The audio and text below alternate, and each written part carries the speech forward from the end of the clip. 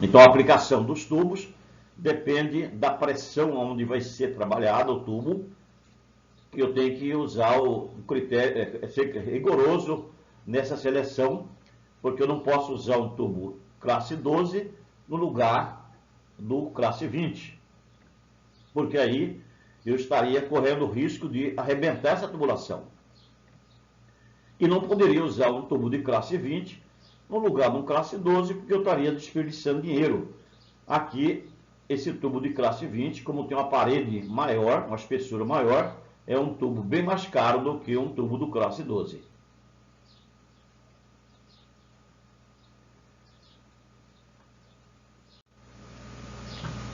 Nós temos ainda uma linha de tubo, que é a linha de tubos MPVC, chamado DFOFO ou tubo azul. Esse tubo é muito comum, é um tubo chamado tubo da linha MPVC ou tubo DFOFO. É um tubo de policloreto de vinila modificado ou PVC modificado. Esse tubo possui um diâmetro equivalente aos tubos de ferro fundido. É o mesmo tubo, as mesmas características do ferro fundido, só que ele suporta uma pressão até 1 MPa, ou 10 kg por centímetro quadrado, e ele é denominado DE-FOFO. Por quê? O diâmetro dele casa com todos os tubos de ferro fundido.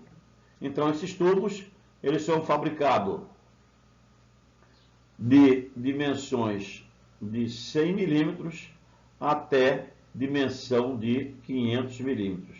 Esses tubos são muito utilizados onde as pressões aí são da utilização da classe 20 e onde a pressão está limitada a 1 MPa ou 10 kg por centímetro quadrado ou 100 MCa. Então, são linhas de tubo MPVC. Em nosso ambiente, nós temos nós chamamos uma pressão importantíssima, que é a pressão atmosférica. A pressão atmosférica é a pressão exercida pela coluna de gases atmosféricos presente acima de nós durante todo o tempo, definido com módulo de 760 milímetros de Hg. Então, é uma pressão referente ao nosso meio ambiente. Então, essa pressão atmosférica, ela é 700 milímetros de Hg, que é também chamado de uma atmosfera, que é correspondente a 10 kg por centímetro quadrado, que multiplicado por 10 corresponde também a uma coluna de 100 metros de coluna d'água. É a pressão atmosférica. A pressão arterial é uma outra unidade de pressão, que é a pressão interna do nosso corpo. Nosso corpo, ele tem uma pressão interna e a atmosfera tem uma pressão externa. Isso aqui, esta aula, está no contexto apenas para informações gerais. Nós utilizamos, quando vamos ao médico, um instrumento chamado esfigmomanômetro, onde ele mede as pressões sistólica e diastólica do nosso coração. Essa pressão internamente está na ordem de 120 milímetros de mercúrio a 80 milímetros de mercúrio, ou uma pressão 12 por 8. Então, quando se refere à pressão 120 milímetros de mercúrio, nós estamos se referindo à pressão interna do nosso corpo, quando a pressão externa está em 760 milímetros, uma pressão normal. Então, aqui nós temos um dispositivo, que é o dispositivo usado pelo médico, que pode ser assim ou pode ser através de um tubo de mercúrio. Muito comum nos consultórios, nós vemos um tubo de mercúrio semelhante àqueles tubos que vimos lá no tubo de pitometria.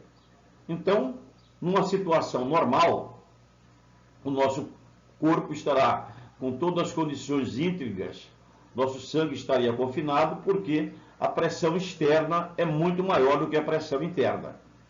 Se nós formos a um local, uma região muito alta, onde esta pressão atmosférica é diminuída, ela de 760 assume valores bem inferiores, aí nós temos uma condição em que a pressão atmosférica aproxima-se da pressão arterial do nosso corpo, aí começa a ter a expulsão sanguínea, porque a pressão externa é maior do que a pressão interna, aliás, começa a ser próximo da pressão externa. Aí nós temos esse desconforto em função desse diferencial de pressão.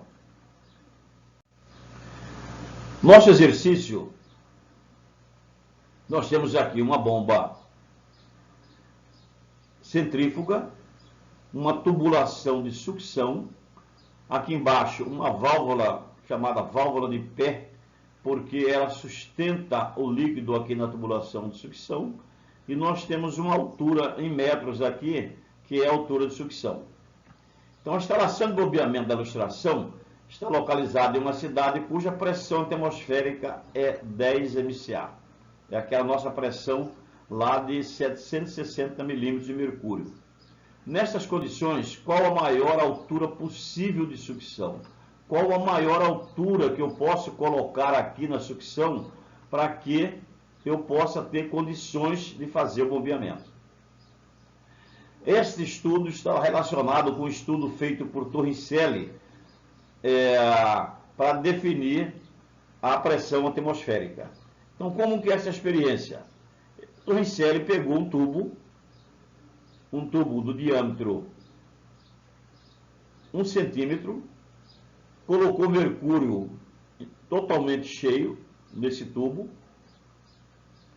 Em uma tina contendo mercúrio, ele tampou com o polegar, possivelmente, esse tubo, e ele verteu o tubo na tina. Esse tubo na tina. O que aconteceu? Quando ele verteu esse tubo aqui na tina, com mercúrio, o líquido que estava aqui dentro começou a sair para encher a tina. Só que ele saiu até uma determinada altura. Ele saiu até uma altura de 760 milímetros. Então, o tubo meu era 1 metro, estava cheinho. Verti, coloquei ele de boca para baixo aqui dentro da tina, e ele começou a descer. E desceu 760 milímetros, ficou aqui formando um vácuo. Por que ele desceu apenas 760 milímetros e não desceu tudo, não esvaziou? Porque na tina também tinha uma força que é resultante da pressão atmosférica.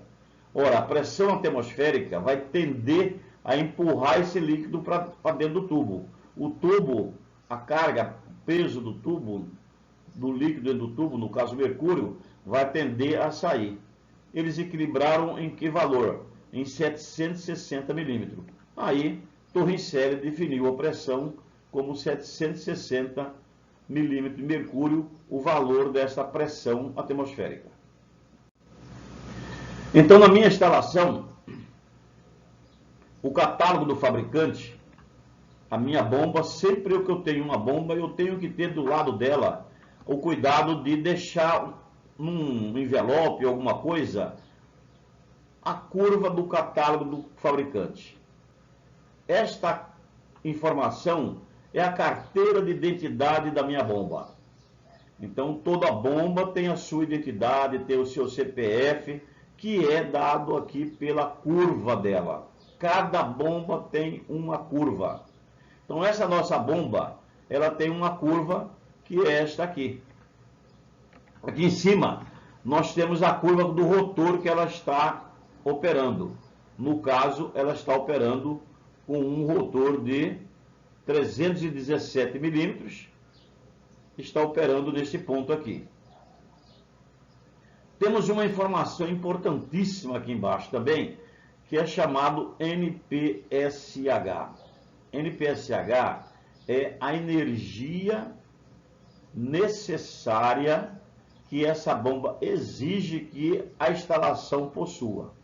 Ou seja, energia requerida pela bomba na sua sucção.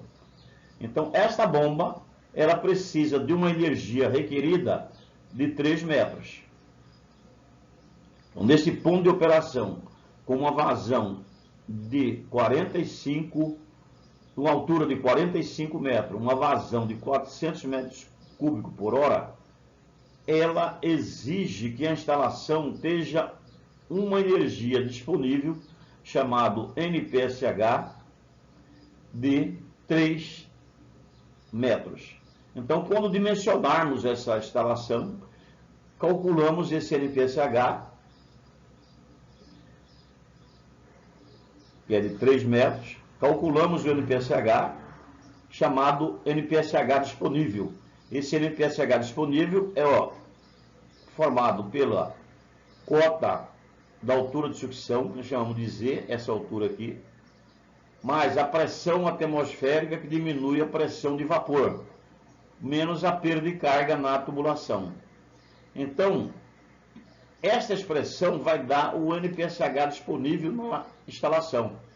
Esse NPSH disponível na instalação tem que ser maior do que o NPSH da curva da bomba, NPSH requerido. Então, quando o NPSH disponível é maior do que o NPSH requerido, aí nós temos uma condição operacional satisfatória. Então, só a título de exemplo, imaginamos aqui que a altura de sucção é de 1,50 m, que a pressão atmosférica foi dada de 10 kg por centímetro quadrado, a pressão de vapor é tabelada 0,28 coluna de mercúrio, centímetro de mercúrio por centímetro quadrado, e a perda de carga na sucção foi calculada em 0,121 metros. Fazendo essa conta, nós temos um NPSH disponível de 8,10 metros. Ora, se o requerido é de 3 metros, o funcionamento da bomba sem cavitação ocorre quando o NPSH disponível é maior que o NPSH requerido. Então, esta é uma condição fundamental para que não haja um fenômeno chamado cavitação. Esse fenômeno é causado quando eu não tenho folga entre o NPSH calculado na instalação, que é o NPSH disponível, e o NPSH requerido, que está lá na curva de identidade da bomba. Eu tenho que deixar uma folga, é recomendável deixar uma folga mínima daí de 1,5 metros. Então, se o meu NPSH disponível é de 8,10 metros, o NPSH requerido aqui teria que ser no máximo aí, próximo de 6 metros, 6,5 metros, no máximo, para ter uma condição favorável da instalação. Então, esta condição de NPSH que define a altura máxima de sucção. Essa altura, esse NPSH foi conseguido de 8 metros com uma altura de sucção de 1,50 m. Se essa altura de sucção fosse 5 metros, esse NPSH provavelmente, não fizemos o cálculo, estaria menor do que 3. Então já não seria possível operar essa bomba sem esse fenômeno da cavitação. Então, de uma forma mais corriqueira, essa altura de sucção ela é dependente da pressão atmosférica. Então, se a pressão atmosférica é 10 metros, a nossa altura de sucção estaria limitada aí no máximo, entre 7 e 8 metros. É uma condição muito rara para funcionamento, depende muito do tipo da bomba, depende muito da qualidade da instalação de bombeamento, para que ele tenha um NPSH requerido pequeno, para que eu possa ter uma altura de sucção maior do que 8 metros. Então, 8 metros aí nós colocaríamos na prática como um número mágico, como um número definitivo para a altura de sucção. Quando nós não cumprimos essa regra de ter a energia disponível na instalação maior do que a energia requerida pela bomba, nós temos o fenômeno chamado cavitação. Esse fenômeno de cavitação ele é percebido quando você chega próximo de uma instalação e você escuta uma bomba funcionando com o barulho de uma betoneira, aquele dispositivo para fazer concreto. Então todo mundo aí tem na sua cabeça o som de uma betoneira girando cascalho, girando cimento, girando areia. Então esse som de uma betoneira é o som da cavitação. A cavitação provoca um vórtice onde provoca a entrada de ar na tubulação de sucção. Essa tubulação, esse vórtice provoca uma redução da pressão de vapor e ele cria uma força extraordinária. Essa força começa a furar o rotor. Então começa a dar furos do rotor, provocando um estrago rápido e reduzindo sensivelmente a nossa vazão. Então, para me resolver esse problema, a minha altura de sucção tem que ser a mínima possível, a velocidade tem que ser bem pequena, isso eu consigo com a tubulação de sucção maior, evitando a entrada de ar, sempre que possível colocar a bomba afogada ao invés de sucção positiva, diminuir a temperatura do líquido bombeado e reduzir a perda de carga, que eu vou estar reduzindo a velocidade e vou aumentar o diâmetro da tubulação. São informações importantíssimas para que nós consigamos ter uma operação de bomba funcionando de forma correta.